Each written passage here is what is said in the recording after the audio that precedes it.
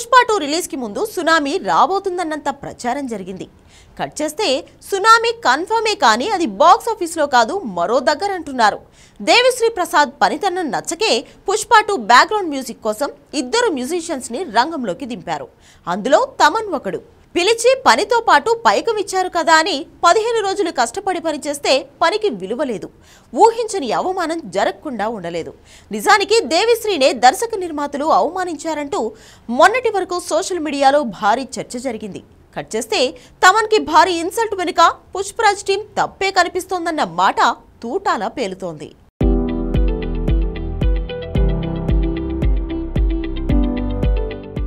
పుష్ప 2 వచ్చింది. తెలుగు వర్షన్ కి talk week అయింది. కానీ పాటలకు మాత్రం గట్టి రెస్పాన్సే వచ్చింది. ప్రీవ్యూకి సినిమా హిట్ అన్న జనమే మరుసటి రోజుకి నచ్చలేదని ముఖం మీదే చెప్పేస్తున్నారు. విచిత్రం ఏంటంటే సెకండ్ హాఫ్ లో కథ బాలేదు.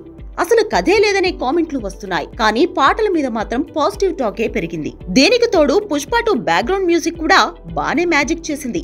కానీ అక్కడే దేవిశ్రీ ప్రసాద్ తమన్ ఇద్దరిలో ఎవరికి అవమానం జరిగిందనే ప్రశ్నే ఎదురవుతుంది. ఇద్దరూ తమ పని తాము చేసుకుపోయారు. అలా రిలీజ్ కి ముందు ఇది దేవిశ్రీకి పెద్ద అవమానంగా మారితే ఇప్పుడు తమన్ కి అలాంటి అవమానమే జరిగింది. సుకుమార్ అండ్ మైత్రి మేకర్స్ పిలిచి పని చెప్పారని 15 రోజులు పుష్ప 2 తాలూకు కొంత భాగానికి బ్యాక్గ్రౌండ్ మ్యూజిక్ కంపోజ్ చేశాడు. కట్ చేస్తే నో యూస్. పుష్ప 2 రిలీజ్ అయ్యాక చూస్తే అసలు తమన్ కంపోజ్ చేసిన బ్యాక్గ్రౌండ్ మ్యూజిక్ వినిపించలేదు.